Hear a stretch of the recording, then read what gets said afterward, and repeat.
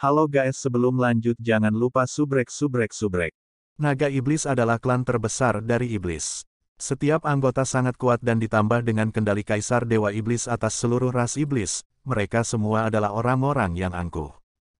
Setelah mengejar beberapa saat, kedua penjaga kekaisaran menemukan bahwa kultivasi Yang Wenzo jauh lebih lemah daripada yang mereka kira, karena unikorn cahaya bintang yang dia kendarai hampir tidak mencapai langkah ke-8 paling banyak. Kekuatan tunggangan biasanya akan meningkat dengan ksatria, kecuali mereka telah memilih tunggangan tingkat rendah di tempat pertama. Meskipun sangat tidak mungkin bagi unikorn cahaya bintang untuk mencapai langkah ke-9, unikorn cahaya bintang yang kuat akan mencapai puncak langkah ke-8 setelah mereka mencapai usia dewasa, sementara tunggangan Yang Wenzhou tampaknya baru saja mencapai langkah ke-8 tidak peduli apa. Ini berarti hampir tidak mungkin kultivasi Yang Wenzhou mencapai langkah ke-9. Tidak hanya penjaga naga hitam kekaisaran, semua pembangkit tenaga listrik langkah ke-9, energi spiritual eksternal mereka juga telah melebihi 100.000. Saat dua penjaga kekaisaran semakin dekat, mereka mengalami semakin banyak penghinaan. Apakah manusia yang begitu lemah cukup layak bagi mereka untuk mengambil tindakan bersama? Yang Wenzhou melirik mereka, saat dia melihat mereka semakin dekat dan dekat dengannya, akan memasuki jangkauan serangan, dia tampak menjadi agak bingung. Dia mendesak unikorn cahaya bintang untuk segera turun. Sebuah hutan kebetulan berada di bawah. Anda ingin melarikan diri menggunakan hutan. Kedua penjaga kekaisaran tidak bisa membantu tetapi mencibir dengan kejam. Salah satu penjaga kekaisaran mengangkat tangan kanannya dan bola cahaya hitam pekat mendarat di hutan terlebih dahulu. Bola cahaya meletus sekitar 100 meter dari hutan dan kabut hitam menyelimuti di bawah. Segera, petak besar pohon mulai layu dan menimbulkan korosi. Itu berubah menjadi kekacauan hitam yang menghilang. Seolah khawatir, penerbangan UNICORN cahaya bintang menjadi agak tidak stabil dan tiba-tiba jatuh ke bawah. Kedua penjaga kekaisaran yakin itulah yang terjadi. Mereka juga mempercepat bersama, sehingga mereka dapat dengan cepat membunuh manusia ini dan melaporkan kembali. Unikorn cahaya bintang yang jatuh tiba-tiba mengepakkan kedua sayapnya ketika jaraknya hanya 50 meter dari tanah. Pada saat yang sama, Yang Wenzhou bersinar dengan cahaya keemasan dan menyalurkan energi spiritualnya ke unikorn cahaya bintang untuk membantu menstabilkan gerakan mereka dan mendapatkan kembali keseimbangan mereka. Namun, kecepatan mereka terpengaruh secara drastis dengan itu. Kedua penjaga kekaisaran dengan cepat mendekati mereka. Mereka bahkan tidak mencoba menggunakan senjata mereka. Penjaga kekaisaran kiri melambaikan tangan kanannya dan meraih ke arah Yang Wenzhou. Segera, cakar naga hitam besar muncul di udara, lebarnya hampir 10 meter, langsung memanjang ke arah Yang Wenzhou dan unikorn cahaya bintangnya. Yang Wenzhou tiba-tiba berbalik. Pedang berat yang bersinar dengan cahaya oranye muncul di tangannya.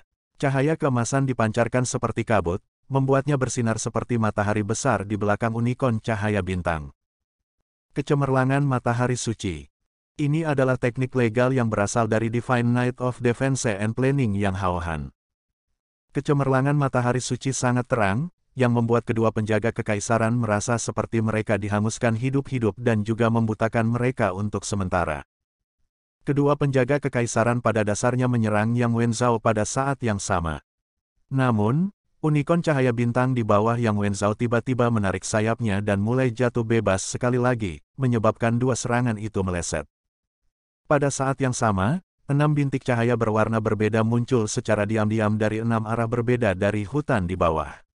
6 garis cahaya segera bergabung menjadi susunan sihir besar, menyelimuti dua penjaga kekaisaran yang buta. Penjaga naga hitam kekaisaran benar-benar kekuatan terbesar di bawah kendali kaisar dewa iblis. Setelah melewatkan serangan mereka, mereka segera merasakan ada sesuatu yang salah. Mereka berpegangan tangan dan mengeluarkan raungan marah pada saat bersamaan. Dengan auman naga besar, dua naga hitam besar segera melingkari mereka, melindungi mereka. Sebelum penglihatan mereka pulih, mereka telah menggunakan teknik pertahanan mereka yang paling kuat dan mereka telah menggunakannya bersama-sama. Akibatnya, bisa dibayangkan betapa kuatnya pertahanan itu. Sayangnya, mereka tidak jelas tentang lawan yang mereka hadapi. 6 sosok segera tiba dari 6 arah berbeda. Biru melambangkan air, merah melambangkan api, biru melambangkan angin, kuning melambangkan bumi, hitam melambangkan kegelapan, dan emas melambangkan cahaya. 6 elemen berkumpul. Mereka adalah 6 prajurit yang kuat dengan jiwa pembangkit tenaga listrik yang membara di mata mereka. Teknik kuat yang berasal dari zaman kuno ini meletus di saat berikutnya. 6 cahaya yang berbeda segera bergabung bersama, segera meletus dengan terang melalui heksagram 6 warna yang telah mereka bentuk. 6 pembangkit tenaga listrik besar lewat seperti garis yang membentuk heksagram. Pencipta susunan ini adalah Necromancer suci, Slumbering Calamity Elux. Itu disebut Poison Feather of Elements. Pada saat array telah diaktifkan, 6 pembangkit tenaga listrik menghilang, sementara 6 baris segera bergabung bersama. Ketika sudut terakhir terbentuk, garis besar bintang 6 sisi segera melonjak ke udara sebagai pilar cahaya besar, benar-benar menelan 2 penjaga kekaisaran. Sudah terlambat bagi penjaga kekaisaran untuk bereaksi sekarang. Naga hitam pelindung segera diwarnai dengan 6 warna, sebelum diikuti oleh tubuh mereka yang tangguh tetapi masih rentan. Yang Wenzhao melihat bintang 6 warna, 6 sisi naik ke tubuh setelah menstabilkan dirinya dan jantungnya mulai berdebar. Sungguh kekuatan yang menakutkan. Pada saat yang sama, dia mengepalkan tangan kanannya dengan kuat. Kesuksesan. Dia dan Duan Yi sama-sama berusaha mengatasi kemacetan ke langkah ke-9 baru-baru ini. Meminjam tentara untuk bertarung dalam beberapa pertempuran skala besar, mereka bisa merasakan terobosan mereka segera. Saat dia melihat Poison Feather of Elements di langit, Yang Wenzhao merasa seperti dia telah memahami aspek terpenting dari terobosannya. Duan Yi pada dasarnya mengalami hal yang sama dengan Yang Wenzhao, kecuali dia tidak memiliki unikorn cahaya bintang sebagai tunggangan. Itulah sebabnya dia melarikan diri lebih rendah. Akibatnya, satu-satunya perbedaan adalah dia harus menggunakan perisai untuk memblokir serangan dari penjaga kekaisaran. Serangan itu membuatnya memuntahkan darah, tetapi itu membuatnya jatuh lebih cepat. 6 penyihir bertemu dengan 2 penjaga kekaisaran. Versi penyihir dari Poison Feather of Elements bahkan lebih menakutkan daripada versi prajurit, karena meskipun kekuatannya lebih lemah, itu bisa diluncurkan dari jauh. Juga pada langkah ke-9, para penjaga suci dari Menara Keabadian bukanlah lawan dari penjaga naga hitam kekaisaran dalam hal ketangguhan fisik dan persenjataan. Namun, mereka benar-benar unggul dalam hal pengalaman pertempuran, kerja tim, dan kombinasi elemen. Bahkan jika mereka bertarung melawan seorang penjaga kekaisaran secara individu, akan lebih sulit bagi penjaga kekaisaran untuk membunuh mereka, apalagi sekarang ketika mereka berenam sedang menyergap hanya 2 penjaga kekaisaran. Datang, kejar aku. Ah, aku sangat takut. Lin Xin menggoda 2 penjaga kekaisaran di belakangnya saat dia terbang. Dia adalah seorang penyihir. Meskipun kecepatan terbangnya luar biasa, dia masih pucat dibandingkan dengan naga iblis yang tahu cara terbang secara alami. Namun, 2 penjaga kekaisaran tidak dapat mengejarnya. Ini karena matahari biru yang terik dan mengembun di atas kepala Lin Xin dan bola api terus-menerus terbang keluar. Mereka tampaknya tidak kuat, tetapi mereka bisa menjangkau sangat jauh, setidaknya lebih jauh dari jangkauan serangan naga iblis. Ledakan mereka sangat kuat dan juga mengeluarkan panas yang luar biasa, sehingga kedua penjaga kekaisaran benar-benar kesal dengan provokasinya, tetapi tidak dapat menutup jarak mereka. Perbedaan kekuatan ada di dalam penjaga naga hitam kekaisaran. Mungkin Lin Xin tidak beruntung, tetapi dari 2 penjaga kekaisaran yang mengejarnya, satu berada di peringkat kedua dari langkah ke-9, sementara yang lain adalah pembangkit tenaga listrik pemilik domain di peringkat ketiga dari langkah ke-9. Setelah serangkaian provokasi ini, kedua penjaga kekaisaran sangat marah. Penjaga kekaisaran yang lebih kuat mengeluarkan raungan ke langit dan dengan gemetar, dia berubah menjadi bentuk aslinya. Seekor naga hitam besar dengan panjang lebih dari 30 meter muncul di udara. Cahaya merah keunguan bersinar di matanya. Rekannya segera menaiki naga iblis dan dengan kepakan sayapnya, naga iblis menyerang Lin Xin dengan kecepatan penuh. Cahaya hitam pekat menyebar dari tubuhnya saat dia memulai serangannya, membentuk bentuk naga besar sepanjang 100 meter. Ini adalah domain ikonik dari naga iblis, domain naga iblis. Lebih dari 70% dari naga iblis akan memahami domain ini. Dengan domain naga iblis membuka jalan, bola api meledak Lin Xin sepenuhnya dibatalkan. Mereka tidak dapat maju lebih jauh setelah meledakkan domain. Melihat musuh semakin dekat, senyum Lin Xin semakin dalam. Oh, aku sangat takut. Ada yang tidak beres. Saudara ini punya obat. Kakak tidak takut pada omong kosong. Dua sosok diam-diam muncul di belakang Lin Xin dan pada saat yang sama, Lin Xin melemparkan pil ke mulutnya. Setelah itu, dua naga kekaisaran menyaksikan pemandangan paling mengejutkan dalam hidup mereka. Matahari biru di atas kepala Lin Xin segera membengkak. Hanya dalam beberapa detik, itu benar-benar menjadi 100 meter. Panas yang menyengat sepertinya mencairkan udara melalui distorsinya. Bahkan kedua naga iblis tidak dapat melihat Lin Xin lagi. Mereka tidak tahu apa yang dia lakukan, tetapi pada saat berikutnya, kepala naga besar muncul dari matahari biru yang besar. Kepala naga itu jelas berwarna biru. Hanya kepalanya yang sebenarnya sepanjang naga iblis setelah menggunakan domainnya. Jika kepala naga itu panjangnya 100 meter, seberapa tebalkah kepala naga itu?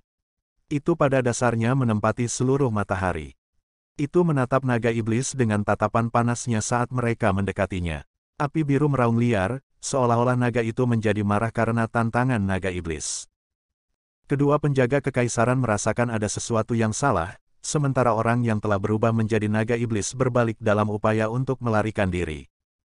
Namun, hisapan yang kuat mengakhiri semua harapan untuk melarikan diri. Naga biru besar itu membuka mulutnya dan mengisap, seperti ikan paus yang menelan air. Bintik-bintik kecil cahaya putih yang tak terhitung jumlahnya segera muncul dalam jarak 5 km. Mereka semua berasal dari elemen api di sekitarnya, membentuk pemandangan yang aneh. Bintik-bintik cahaya kecil ini mengalir ke arah kepala naga biru besar itu saat ia menghirup. Mereka tidak bisa melarikan diri, tetapi naga iblis masih kuat. Melihat bagaimana situasinya melawan mereka, penjaga kekaisaran lainnya juga mengeluarkan raungan marah dan berubah menjadi naga besar. Ia mengepakkan sayapnya mati-matian dengan rekannya dalam upaya untuk melepaskan diri dari kendali kepala naga biru itu. Mereka bahkan tidak mempertimbangkan untuk melawan sekarang, karena aura dari kepala naga biru setidaknya telah mencapai peringkat ke-6 dari langkah ke-9. Itu benar-benar melebihi apa yang bisa mereka tangani. Di bawah upaya gabungan mereka, kedua naga iblis tampaknya melarikan diri dari kekuatan isap perlahan. Namun, saat mereka mencoba melarikan diri, mereka membelakangi kepala naga yang menakutkan itu, yang mencegah mereka untuk melihatnya tumbuh lebih cerah. Oh tidak, kedua penjaga kekaisaran meraung pada saat yang sama. Mereka tidak bisa melihat ke belakang, tetapi mereka bisa merasakan perubahan suhu. Saat mereka dipenuhi dengan kengerian, kekuatan hisap yang menakutkan tiba-tiba menghilang, sementara seluruh ruang di sana tampak membeku. Setelah itu, bola api biru besar dengan lebar hampir 100 meter muncul di belakang dua penjaga kekaisaran. Siapa bilang teknik bola api adalah sihir tingkat rendah? Melihat ukurannya dan seberapa padatnya, kedua naga iblis itu tampak seperti cacing, ditelan oleh bola api. Bola api terus maju, sebelum menembak ke atas. Setelah naik 1000 meter, ia meletus dengan cahaya yang bahkan lebih cemerlang dari matahari, mewarnai seluruh langit menjadi biru. Kepala naga besar itu perlahan mundur dan domain matahari suci juga menghilang. Lin Xin dan dua sosok di belakangnya muncul kembali di langit. Merasakan elemen api ini di udara, dua pahlawan abadi di samping Lin Xin tidak bisa menahan nafas. Bahkan dengan wawasan mereka dari beberapa ribu tahun yang lalu, mereka belum pernah melihat bola api yang begitu menakutkan. Mereka telah membantu Lin Xin dalam menciptakan bola api ini.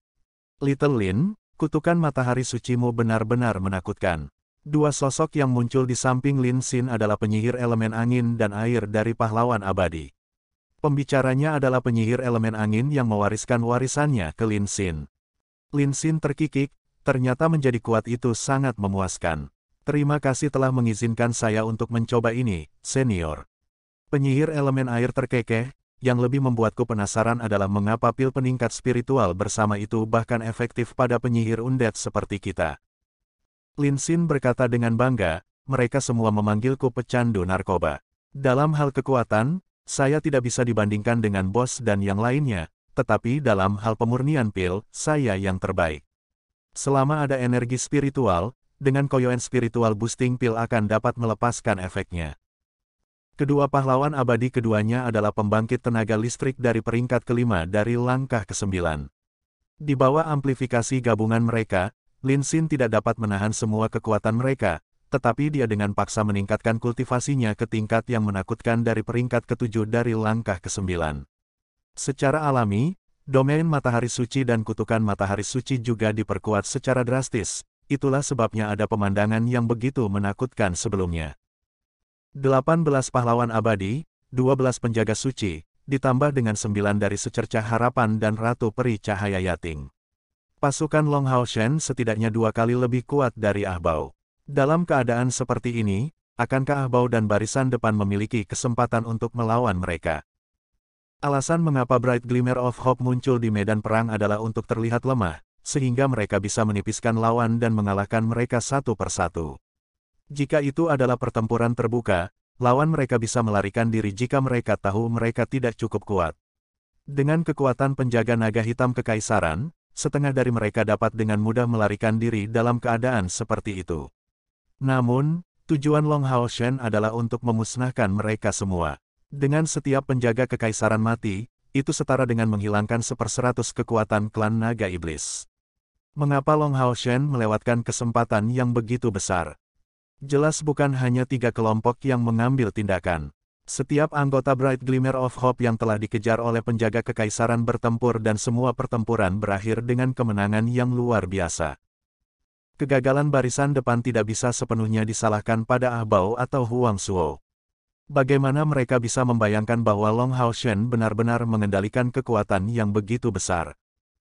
Menurut perkiraan iblis, manusia tidak memiliki lebih dari 209 kekuatan langkah dan mereka perlu mempertahankan ke-6 kuil. Kekuatan utama dalam serangan mendadak Long Hao Shen kali ini adalah Bright Glimmer of Hope-nya. Paling-paling dia akan memiliki beberapa pembangkit tenaga listrik langkah ke-9 dari kuil ksatria. Namun, kuil ksatria masih perlu menjaga dirinya sendiri dan mereka membutuhkan orang yang memegang komando ketika tentara mundur. Itulah sebabnya Huang Shuo percaya bahwa bahkan jika Long Hao Shen telah menyiapkan penyergapan, itu tidak akan menjadi ancaman yang terlalu besar bagi kekaisaran. Penjaga naga hitam, setidaknya, mereka akan bisa mundur dengan aman. Sudah 6.000 tahun sejak penjaga naga hitam kekaisaran didirikan dan mereka pada dasarnya tak terbendung di Sengmo Dalu, sehingga Huang Shuo menjadi sedikit ceroboh. Bagaimana mungkin dia tahu bahwa Long Hao Shen pada dasarnya telah membawa kekuatan terkuat yang ditawarkan manusia kali ini? Bahkan jika itu hanya secercah harapan, Huang Shuo dan pengawal kekaisarannya mungkin tidak dapat mengalahkan mereka. Dengan 12 penjaga suci dan seluruh Bright Glimmer of Hope, mereka seimbang dalam hal jumlah. Jika mereka bertarung dan Long Hao Shen menggunakan kekuatan penuhnya, mereka pasti bisa mengalahkan pasukan pelopor ini.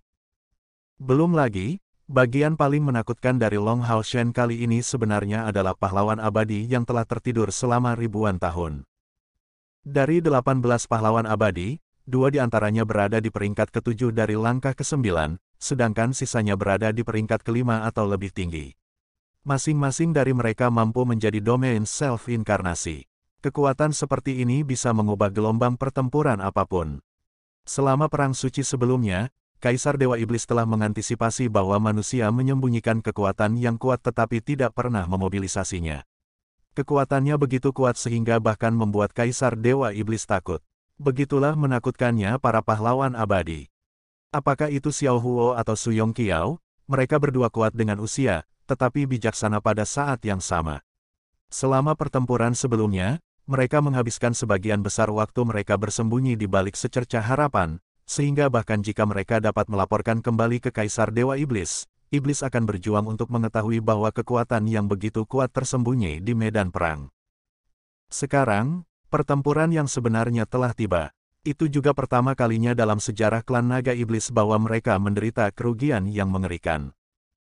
Pahlawan abadi dapat menggunakan kekuatan kultivasi mereka untuk dengan mudah mengalahkan penjaga naga hitam kekaisaran dalam pertempuran individu. Jadi apalagi sekarang ketika mereka tetap bersembunyi, siap untuk meluncurkan serangan diam-diam. Ditambah dengan Bright Glimmer of Hope, bagaimana mereka bisa gagal ketika mereka memiliki keunggulan absolut. Ahbao dan Long Hao Shen terkunci dalam pertempuran saat pedang berat mereka terus bertabrakan satu sama lain. Long Hao Shen menatap Ahbao dengan dingin. Dia tidak terburu-buru sama sekali. Semakin banyak kekuatan yang Ahbao keluarkan, kekuatan yang akan dia gunakan untuk menangkis Ahbao akan meningkat.